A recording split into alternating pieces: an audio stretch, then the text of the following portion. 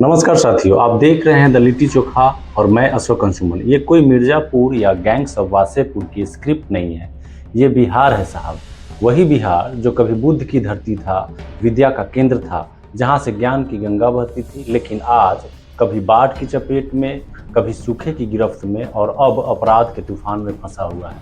पटना के पारस अस्पताल में जो हुआ वो किसी क्राइम थ्रिलर से कम नहीं था। अस्पताल जहां मरीजों की जान बचाने की कसम खाई जाती है, वहां दिन दहाड़े 5 बदमाश आते हैं, न चेहरा ढका न डर, सीधे आईसीयू कमरा नंबर 209 में घुसते हैं और 25 सेकेंड में गोलियों से पूरा अस्पताल हिला देते हैं। वो मारा गया चंदन मिश्रा, जो खुद भी आपराधिक गतिविधियों से जुड़ा था, पैरोल पर बाहर आया था। मगर सवाल चंदन का नहीं है, सवाल ये है उस अस्पताल का, सवाल है उस व्यवस्था का जहां न कोई रोकता है न टोकता है। इस घटना से ये संदेश साफ है कि बिहार में आज जान की कीमत सिर्फ एक गोली जितनी रह गई है। बीते 15 दिनों में 50 से अधिक हत्याएं, आंकड़ा नहीं, ये मातम है, यह चीखती हुई सच्चाई है। आइए एक एक करके उन सभी नामों को याद करते हैं जो इस बरसात में बहते पानी नहीं बहते खून में खो गए। बिहार में 1 से 15 जुलाई 2025 के बीच हुई हत्याएं। 3 जुलाई दिनेश दास सब्जी विक्रेता, भलिया देवी पत्नी, स्थान मुरलीगंज मधेपुरा। 4 जुलाई गोपाल खेमका, पटना के चर्चित कारोबारी। 6 जुलाई अजीत कुमार, स्कूल संचालक दानापुर। पूर्णिया में एक ही परिवार के 5 सदस्य सामूहिक हत्या। 2 लोग नालंदा, हृदय मिश्रा बेतिया, मुमताज अहमद मुजफ्फरपुर, अबू हुरैरा अररिया। 3 लोग सिवान, सुरेश महतो समस्तीपुर, सुनील कुमार बेगूसराय। 7 जुलाई बद्री यादव किसान मधुबनी, सुरेंद्र झा वैशाली। 8 जुलाई को मोहम्मद सद्दाम भागलपुर, साजन कुमार नौगछिया, एक व्यक्ति नवादा से। और 10 जुलाई को रमाकांत यादव बालू कारोबारी। ये घटना काफी चर्चा में रहा था। रमाकांत यादव बालू कारोबारी जो पटना में मारा गया, गोलियों से भून दिया गया मॉर्निंग के टाइम में। शिवनंदन जहानाबाद, एक बुजुर्ग महिला समस्तीपुर। 11 जुलाई को विक्रम झा पटना, एक व्यापारी मुजफ्फरपुर, एक छात्र वेटरनरी कॉलेज पटना। 12 जुलाई 14 साल की बेटी गया, एक महिला नालंदा से। 13 जुलाई जितेंद्र महतो वकील पटना, एक व्यापारी सीतामढ़ी, एक शिक्षक छपरा। 14 जुलाई को एक व्यक्ति बेगूसराय, एक व्यक्ति खगड़िया। 15 जुलाई 16 साल की बच्ची नवादा। इस तरह का नाम गनते गनते आप थक जाएंगे, लेकिन बिहार के अपराधों की संख्या जो है घटने का नाम नहीं ले रहा है और आप गन नहीं पाएंगे। इसके अलावा और कितने सारे जो गुमनाम घटनाएं हैं जिसको मीडिया तक आने में समय लग जाता है या आ नहीं पाता है।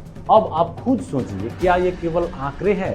नहीं, ये उजड़ते हुए घर हैं, बिलखते माता पिता हैं, सुने हो चुके आंगन हैं। और जब प्रशासन कहता है किसान खाली होता है ना जून जुलाई में, इसलिए अपराध बढ़ते हैं। वो किसान जो बाढ़ में डूबे खेतों को देखता है, वो मजदूर जो रोज कुआं खोदता है और पानी पीता है, जब वो अगर खाली हुआ तो अपराधी बन जाएगा, क्या यही सोच है हमारे सिस्टम की? असल में कारण कुछ और है। बेरोजगारी चरम पर है, भ्रष्टाचार बेकाबू है, जेलें गैंग्स का हेडक्वार्टर बन चुका है। पटना की बेउर जेल, जिसे बिहार का तिहाड़ कहा जाता है, आज वहां से हत्याएं की साजिश रची जाती है। अब गोपाल खेमका की हत्या हुई और जेल में छापा पड़ा तो वहां से निकले mobile, SIM card, data cable, phone नंबरों की सूची। और इस जेल से पहले भी 2025 में स्मार्टफोन बरामद हुए थे।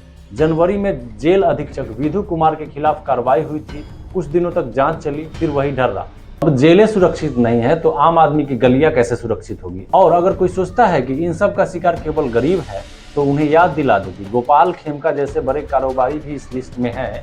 वकील जितेंद्र महतो, स्कूल संचालक अजीत कुमार, शिक्षक छपरा, व्यापारी सीतामढ़ी और मुजफ्फरपुर। किसी की हैसियत अपराधियों की गोलियों के आगे मायने नहीं रखती। अब सवाल ये है कि बिहार का आम आदमी कहाँ जाए? वो किसान जो अन्नदाता है, वो युवा जो नौकरी के लिए दर दर भटक रहा है, वो महिला जो सुरक्षा चाहती है, इन सब के लिए इस बरसात में पानी नहीं खून बह रहा है। सरकार कहती है, एनसीआरबी के आंकड़े दिखाते हैं कि स्थिति सुधर रही है, पर जमीनी सच्चाई चीख रही है। आज हम कह रहे हैं बिहार को अपराध मुक्त करना है। अस्पताल में इलाज हो, गोली नहीं। स्कूलों में शिक्षक सुरक्षित हो, व्यापारी, किसान और छात्र बिना डर के जी सके। अब अगर सवाल नहीं पूछे गए तो शायद अगली गोली आपकी तरफ हो सकती है। हमने पूछा है, आप भी पूछिए। बिहार के हर कोने से आवाज उठनी चाहिए। बस बहुत हुआ, अब नहीं। इसी के साथ हम विदा लेते हैं। जय बिहार, जय भारत।